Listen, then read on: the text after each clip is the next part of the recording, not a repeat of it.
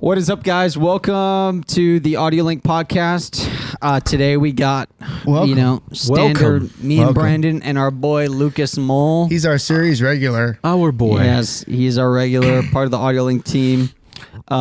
Today we're actually going to do something super fun. We're going to ask each other questions about mixing. So if you are looking to improve in mixing, this is a really good episode to listen to. I think you'll really like it. I will guarantee everyone agrees you'll get something good out of it and just like some practical tip to learn and grow. I call this the episode that I needed like 8 years ago. So check it out. That's awesome. Let's go.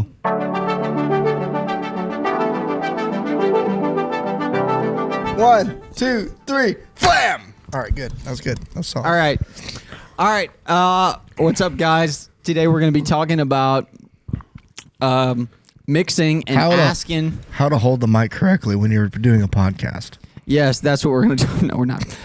We're gonna actually talk about mixing, and we, all three of us here, we mix quite often, and we are gonna actually ask each other questions about mixing, which I think will be really interesting. I have a question already for you guys. All right, Lucas. I can start You have to us off. target it at someone.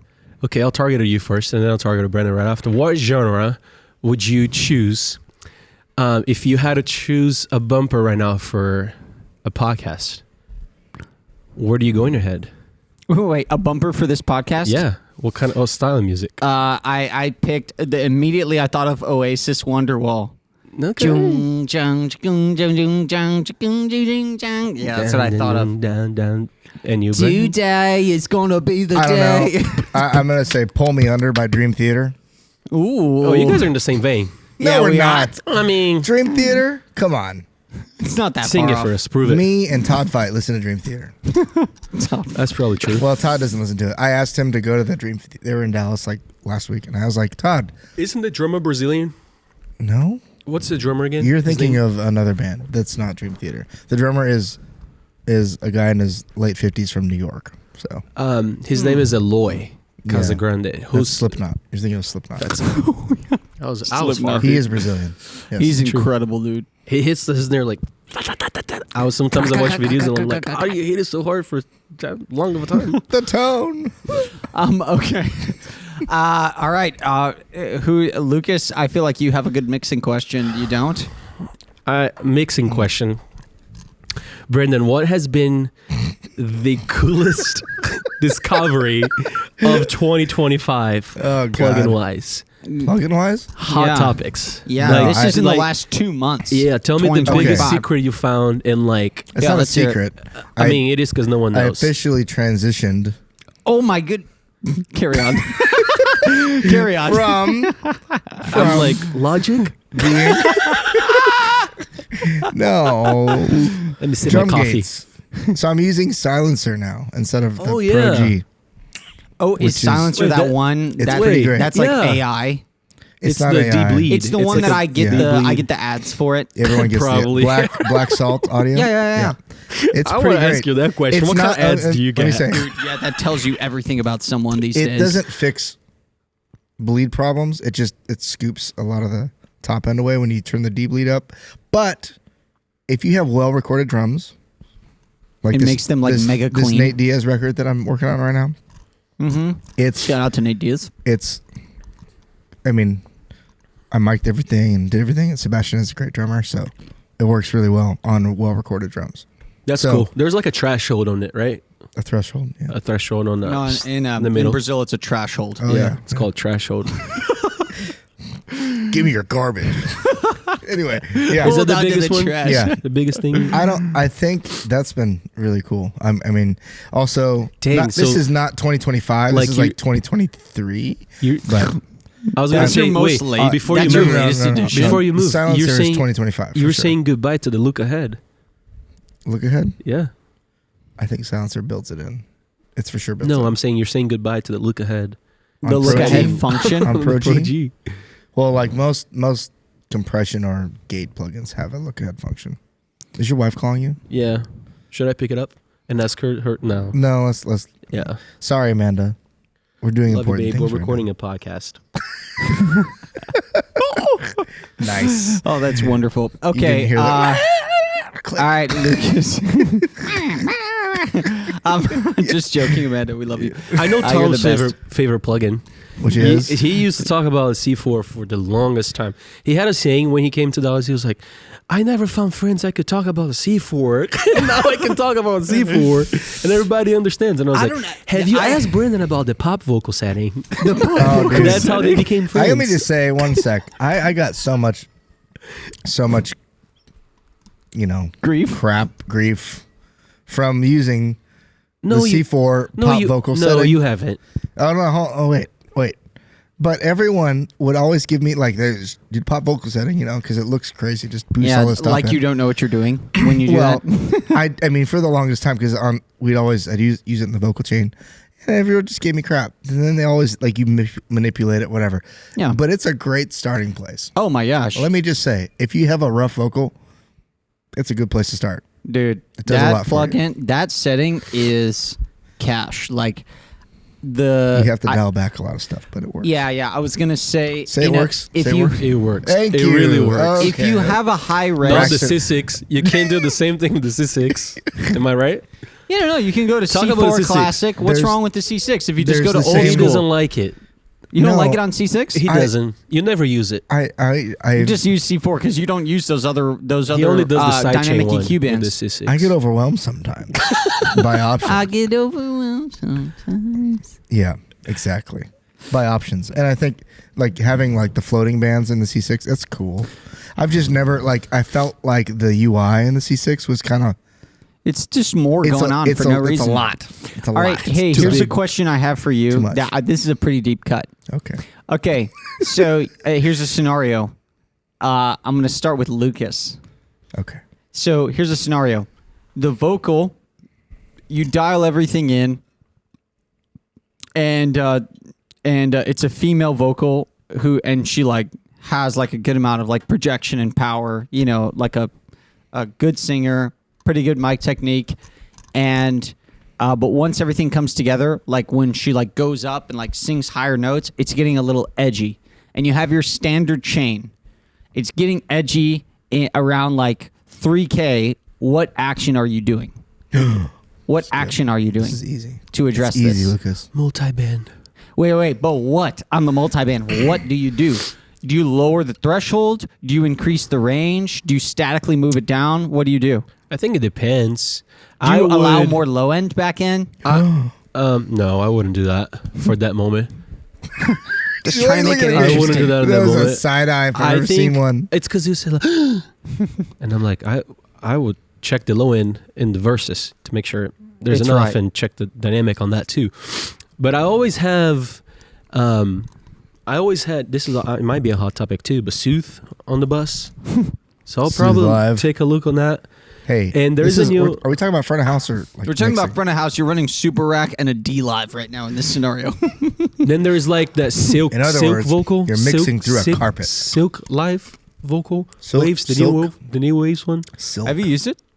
I tried it and it's great. It's just like it's Soothe? smooth. It's very smooth. Very smooth. Very Silk Live? silky. Silk works live? Yeah. Silk. To have one. What are we doing? So Carry I would that's a good option. That's C4. Check your C4. See what that is. I would probably look at but dynamics check first. You would move the, area. threshold first, or would you increase the range? Threshold. Depends Yeah. on where the range is. It's already slammed. I know. If much it's you already do? slammed, It'll yeah, then see you're both. reducing the Yeah, range. just see how much How is much? reacting. Okay. All right. Yeah. All right. Yeah, Brandon. Two answers. First, if you're running snapshots, you can record a snapshot with an EQ, like on an F6 or whatever, with a notch for that band in that high chorus or whatever it is. That's a little more complicated. You can do it though. And Probably automation. caught you. Yeah. Were caught you by surprise? Was it the scenario? It should just happen, or Yeah. Like Okay, everything so- seems fine, and then Yeah. she jumped into some register, and all of a sudden it's edgy. The first At thing I do. 3.2K, it's edgy. turns out- The first thing I do is let in more low end because it's not just top end. See, It's see. not That's just why top I end. mentioned that. It's not just top end, right? Of course, you check low end in the verses, but generally speaking, your upper mid and high end moves are way more niched, or like small. Yeah, they're frequency very based. very sharp bandwidths. Yeah. And your low end stuff is easier to make a broadband decision, and it does the thing most of the time that I think works, especially if you're EQing like after your compression, right? So like the C4 or whatever doing pop vocal is last. Why is you giving me that? Because you actually just opened my mind up a little bit. Carry on. So like your compression is doing all the things. So it's bringing in, it's narrowing the dynamic range, right? So like if you let in more low end, there's When going you to be say low end, end. you mean 250, Like 200, like the 200. root note of The 200 of whatever cut that you potentially Yeah. have. That one. that's kind of, for me at least, that's a broadband cut Yep. that I can just gain, whatever. Yep. He Yep. Fields posted something about that recently, about how he does it on the VEQ with the vocal, which is something similar that I've done. But I think that's the first thing you do. And if it's a real big problem, just turn it down because it's going to cut more, The vocal. Yeah. Yeah, that's a yeah. It's honestly, sometimes you overcomplicate it because it's that moment is not most of the set. You know what's interesting about Yeah. that I've noticed recently is because like I saw this Michael Brower video a long time ago, and he was like, sometimes there's a guitar, I turn on the SSL, I'll turn the 2K all the way to the right, the boost, and I was like, how in the world could that be the case? Like that must be a terribly recorded thing. But then obviously he's turning it down. He's turning the fader down, and he's occupying smaller regions of space. Yeah. Yeah. See, this is what I had no concept of how to do for so long. And I was making mixes that were just something was wrong and I couldn't figure it out. And it was because I was trying to occupy larger regions of space because I was too caught up with how individual instruments were sounding themselves as opposed to how the whole thing was sounding. Yeah. And if you're willing to like occupy smaller regions of space, that this whole decision's probably easier. Well, I mean, the vocal is a little bit different because it's like the main thing. Yeah. But going back to like the kind of the general tone, if someone is off the mic and just belching, like Belching, they're going. like it's You just mean belching? it's all belting, not It's a gigantic. Belching. not belching, not They're like, belching. not You just guys. I didn't This is great. belting. Oh I'm my sorry. gosh, that's I'm so sorry. funny. All right. Is that real coffee? belting. So Yes. no, honestly though, if that's the case, there's nothing you can do. Like you can't make something appear that's not there. And the answer is not to destroy what you know sounds good when they're doing it correctly. So like the Yes. answer is the easiest move is a fader, but Yeah. especially with compression and the way it should be working, like those things become less and less. But anyway, Does a faster attack on a compressor? Oh no, did you have something on that? No, go ahead. Does a faster attack on a compressor getting like say south of 10 milliseconds? Does it solve some of those problems for you? Like sometimes now where I'm at, I'll be like, it's a little edgy. Let me speed up the attack a little bit and just see what happens. yeah, but that comes at a cost because Now you're pushing down the rest of it. well, yeah, you're actually manipulating you're making a broadband decision that's not fixing that one problem. It might be fixing that one problem in the moment And affecting other things. to the detriment of the rest of the set that already sounds good or whatever. So I think that the easiest thing is like that whatever one frequency move, that tiny little thing that's easily undoable, right? Mm-hmm. And then I also analyze if move that beyond. keeps happening. Yeah. Because I think if it's a recurring thing, Yeah, of course. then you have to. So so Take- then here take becomes my question, bigger Mr. actions. Meyer, because you don't do this often, and this is what I would do, and I noticed you didn't do, and then I was trying to learn this when we first met. It's like he doesn't EQ it; he just let it through. Yes. When do you just cut an upper mid with an EQ? when do you just cut it? Yeah, like If it's like a one of the complete- vocals, the upper mid is just kicking all this. Yeah. It's kicking, and Yeah. and when do you just do a little band at 3.2 where the bulk of it is and just like 2 dB down? When do you do that? I think it's I see it as balance. Everything is in balance, right? Yeah. Someone's vocal range, if they're singing and they're like, whatever that upper mid harmonic is just really, really piercing, that needs something that's in the low register to balance it out. So Dude, it removes.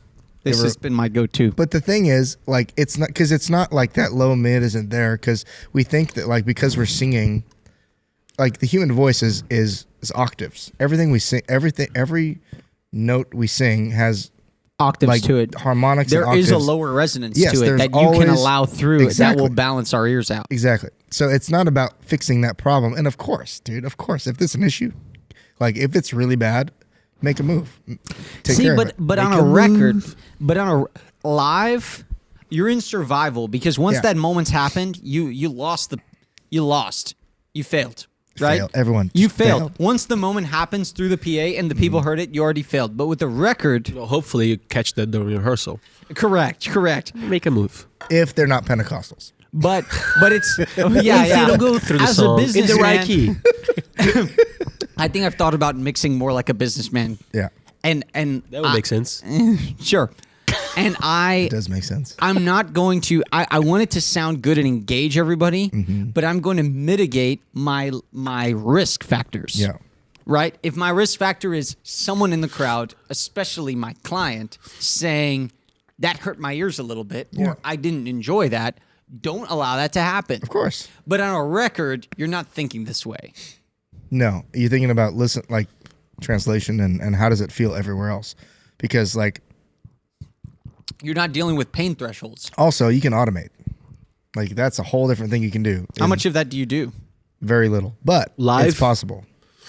Yeah. Yeah, you tell me. How much of that do you do? Well, with like record mixing stuff, are you automating stuff like that often? Yeah, pretty much.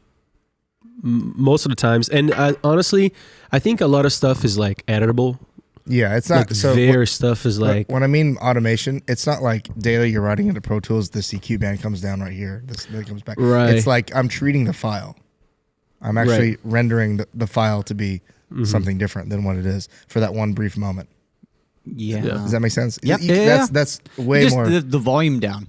Or not even that. Like if there's like a pop or a plosive Right. or some sort of Yeah, just actual editing. Isotope. actual I see. editing. Yeah, isotope. We're or talking if about it's- isotope. Or if it's literally like Yeah. like Fab Filter, Pro Q, whatever it is. and you just render it. Just finding that one thing for that brief moment and adding like just a 3 dB notch at that moment for that one piece of the file that helps. So you see Yeah. like you Yeah, watch yeah. Mix with the Masters, like Jason Joshua, what he does is he will split out Edits the whole everything. vocal Everything's track. edited. Like there's like 300, not 300, but there's literally A 50 lot, yeah.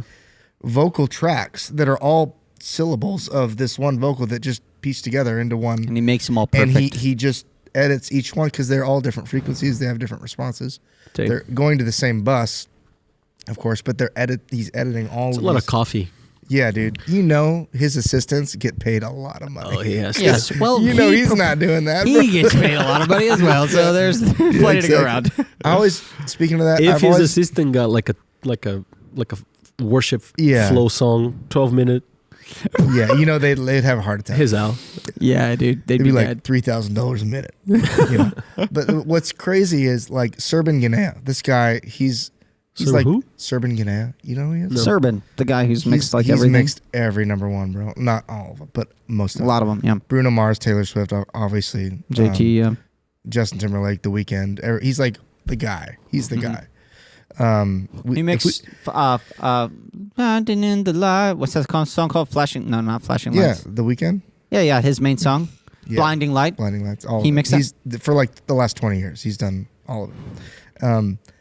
What I'm super curious to know is like how much of his process, because everything comes out perfectly, right? This is ultra studio talk, but like how much of the process is him applying his tips and tricks, and how much is the production value coming to him, and how it's already at a 10. Yeah.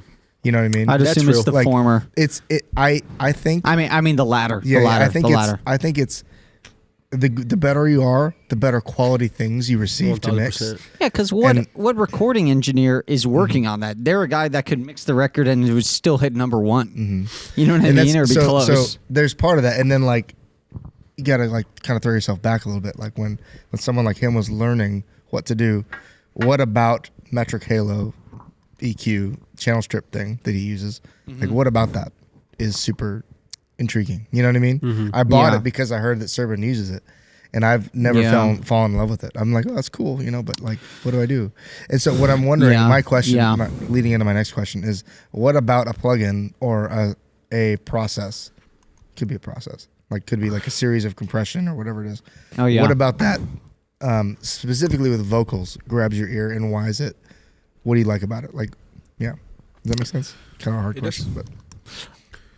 So one thing I thought of immediately is like, okay, so when you're developing as a mixer, I have one too after you.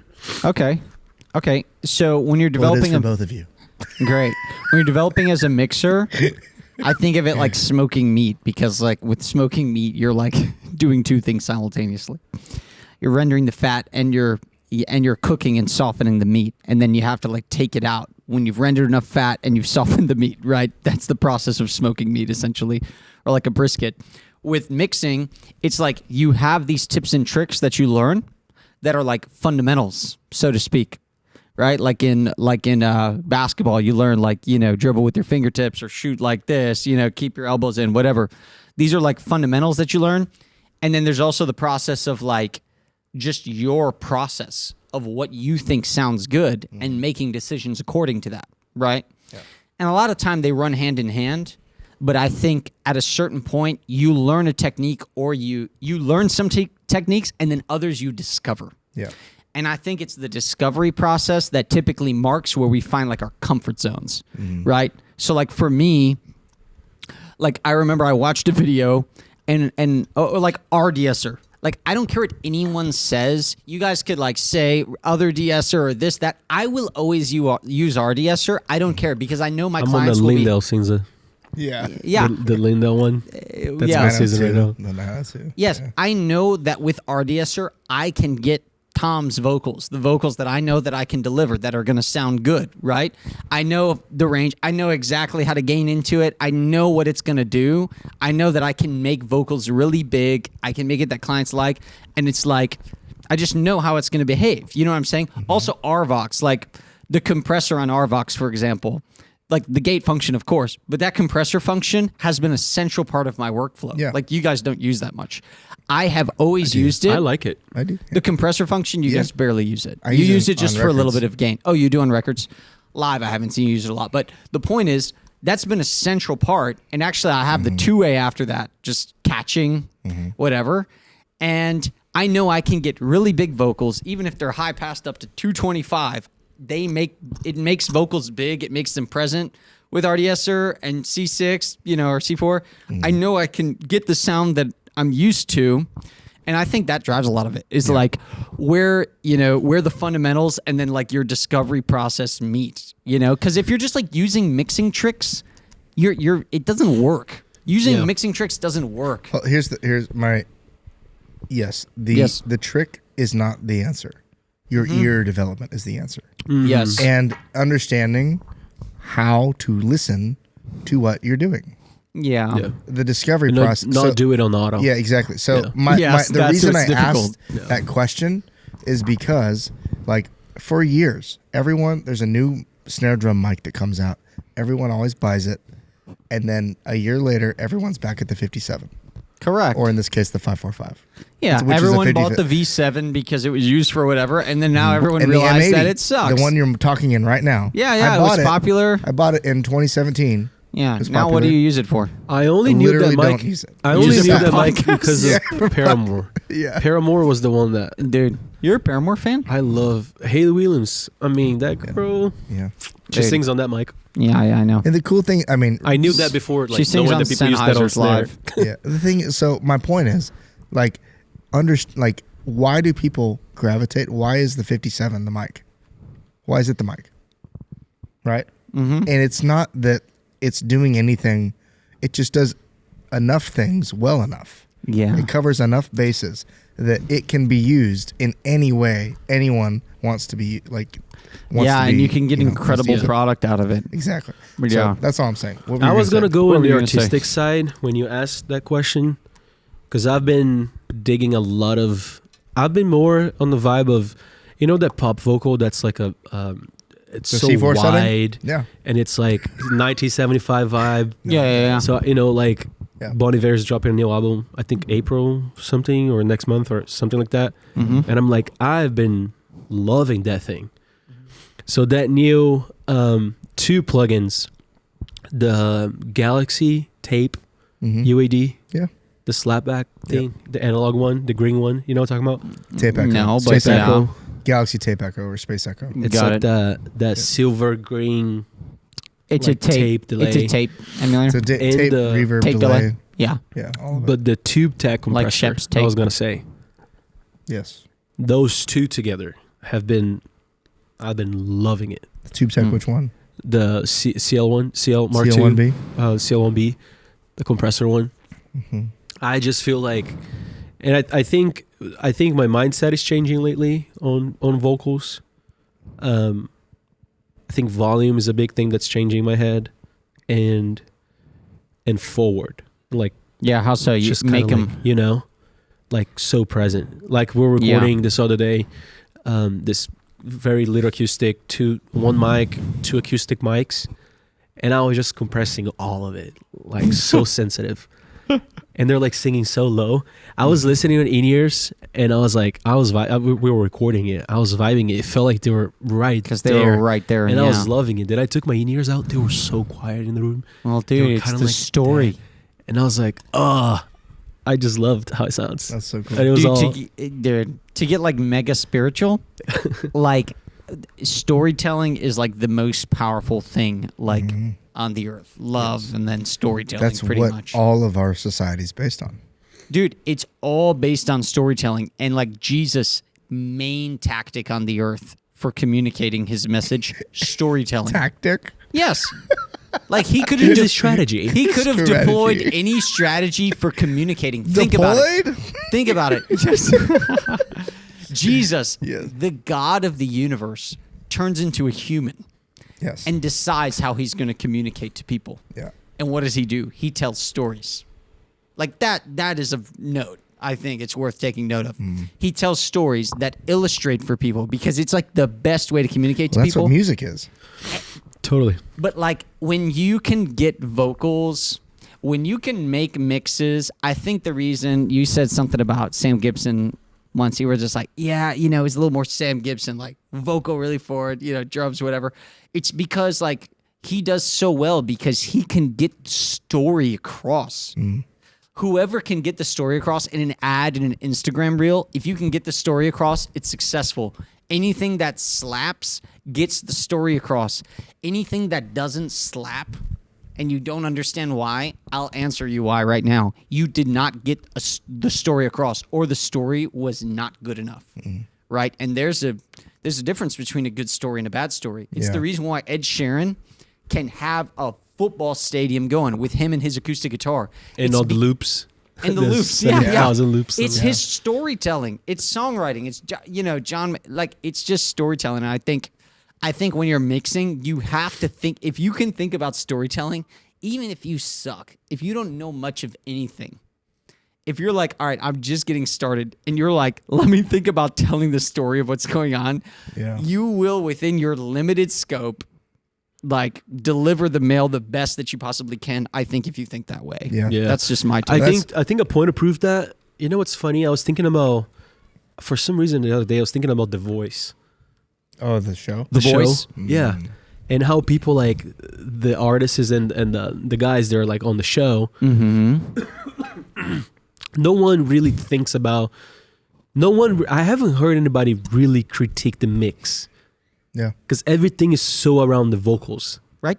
If vocals are good and the performance is like incredible, it don't even matter. There is a It don't baseline even matter assumption. how like Yeah. the drum sounded. There's a baseline assumption that the mix is good because you can hear the vocal. Yeah. Yeah. Like there is. Yeah, And yeah, yeah. if there's not, if the mix is bad, it's either because you can't intelligibly understand what the vocal is, or there's another factor that's like completely destroying off. the experience. Here's my question.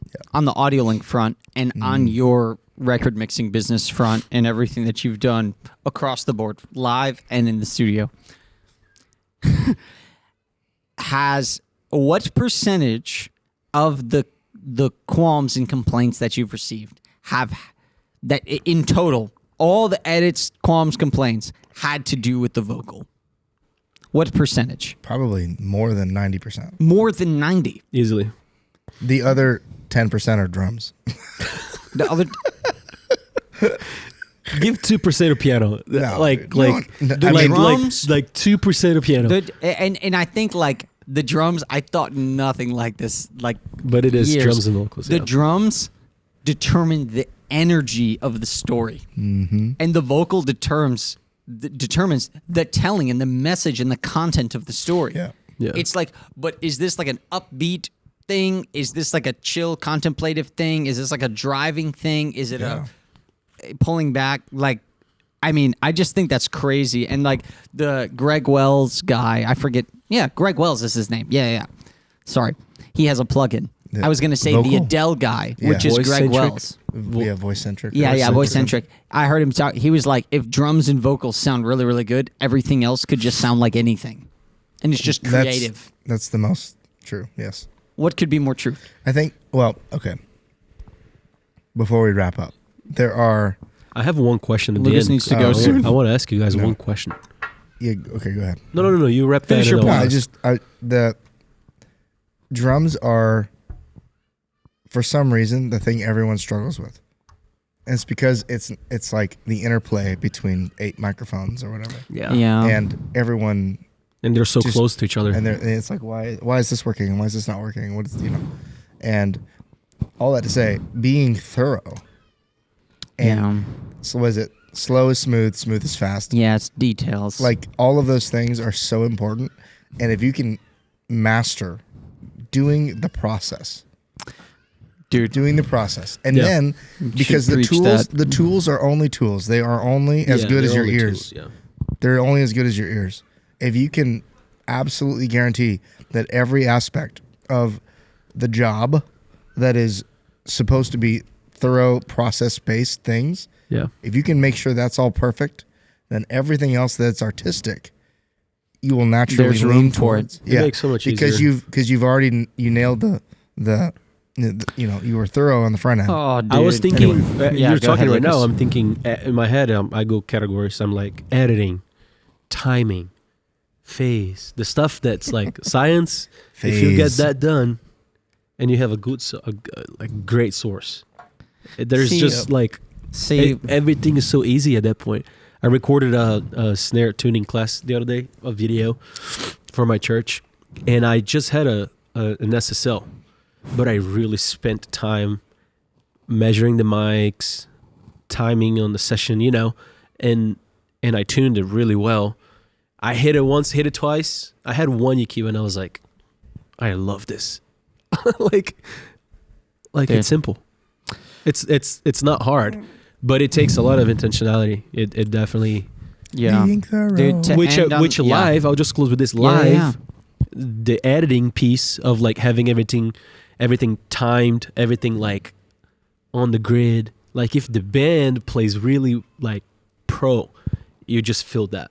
Yep. You feel like if you're mixing a record that has been edited. You Yep. know? True. So when you've experienced something that's live, usually they're very locked in. The parts are perfect. The Yep. tone is incredible. Yeah. And it's Absolutely. like now the engineer has fun. It's not doing surgery. He's doing painting a frame. Dude, literally, to close, and I guess we'll just close with this, but I was talking to someone the other day, and I think this is what most people don't want to accept in their life, honestly, but it's the reality of like, everyone knows everything that leads to success, period. I'm getting mega Socrates here. Send it. Yeah, but everything that leads to success in your life and the things that you want, you actually know exactly what you need to do. Mm-hmm. Like, all of this time align the drums. This is just all of the things that get you to the point where the art begins are just an issue of diligence, discipline, and education in everything in your life, right? If you eat well, you exercise, you read your Bible, you work hard, you're good to people, you do all the basics, success is actually guaranteed to you. Yeah. That's so true. It's guaranteed. There's no like, oh, it didn't work out. No, no. It's guaranteed to work out. Yeah. Those are all of the basics. Yeah. And then after that, your personality can come out, your gifting can come out. Yeah. But until you do That's the so true. basics, your gifting, your personality, your charisma, what's special about you is irrelevant. Yeah. It's a disappointment. Literally. Wow. Yeah. That's super good, bro. Dude, Yeah. like That's the 10,000 hour thing. Dude, Everything below 10,000 hours, as they say, right? Like that's all learning. The learning curve, it's education, it's discipline, it's all of those things. Everything. And then you get to that point and you're like, there's no questions. You know the answer before it happens, so you can prepare for it. And then you set the place. Now you're listening to the song you just mixed. And you're like, what can I do to add the artistic flavor? Yeah, and that so I'm much hearing? more fun too. Oh yeah. It's like Billie Eilish. You think Billie Eilish like, oh, she's just this like weird singer. Oh, couldn't any girl that can just kind of like sing like that? No. Billie Eilish and Phineas, like both of them, they're like 100,000 hours in. 100,000 hours. Yes, dude. Into How many years is that? I don't even know, dude. I'm just saying they're way into they're way into the jungle of their process and like creating, and then like all of a sudden this like weird random artist, like you see this thing that's special about this like quiet, weird, unique voice, but all the other bases have been covered. You know what I'm saying? And it's not until then. So I think with mixing, it's exactly that. It's like It is. You have to cover all the bases. You have to learn how everything works. And then all of a sudden, like what's special about you, your taste, you can't be caught up on your taste until there's room for you to have taste, which means you know how to do everything. Like you've covered all the basics. Like I think that's the journey. I have a question for you guys so we can close. Here's a scenario. You go to a place, you're mixing from a house. It's a SD10. It's an SD10. Do you have an MGB? You have an MGB. It's an SD10, and You have a word clock input. and it's like the table that's sitting on is low. Oh, dude, don't bring this up with me. What do you do, Tom? I have And OCD. Brandon. Why are you... Like, do Well, you? I'm short, so it's do fine. you open your legs like this?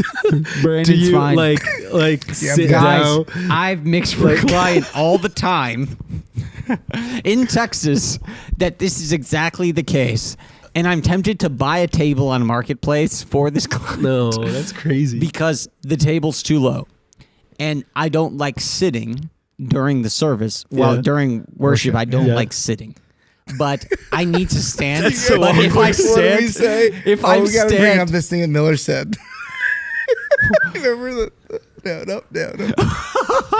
no. Miller was we got lunch with Miller the other day or coffee, and he was saying how like he looks back at the booth and this one volunteer was mixing and they kept raising the hydraulic table. No, oh my Up, God. Yeah, like, and then down and then up He said- and then down. He was like they did it like 15 times during the first set. It was like, he was like, I know for sure this person has no idea what they're doing. I don't know. That was funny. it is Point funny. is, It's I would made me laugh. absolutely just choose to sit down if I had to. Dang. But because that's what I've been doing, but it's miserable because if the faders are below my belly button, I'm suffering. Belly also button. Belly tall. button. That's where we're at. If the that for you faders are too? below my belly button, go back to my church in I'm worst, I Chicago think. and look how high the faders are. Brandon could barely reach them. I need a booster seat. Brandon That's needed to crazy. stand on some. Where are you at? Where do you stand on this? I mean, the height of the console. Yeah. I mean, I'm fine with it being. I'm 5'8" on a good day. So Standard height is fine. yeah, I'm fine. A 6 foot table. You're good. Was it 36 inches or whatever it is? I'm fine. Dude, Yeah. I'm not okay in that context. Yeah. No, I was thinking about it the whole day today. I bought these things off Amazon. If you're out there and you're tall, there's these things on Amazon. They look like big, like upside down cups that you can actually put the console on. And that's what I did at CT. Cups? Yeah, they're like they're just like boosters. You know what I'm saying? What And material is that? it's just Plastic, like some probably. type of like hard plastic, Yeah. but it's just upside. It looks like, if I can't flip this over, but Dang. upside down cups, and then you could put the console on it to raise it, which is what I did, and it helps. I should probably keep those in my backpack, honestly. Okay. This is so fun. That's funny. Awesome. Guys, thanks so much. This was great. Yeah, guys, thanks for joining us. Hopefully you got something good out of this and learned some stuff. On to the next one. On to the next.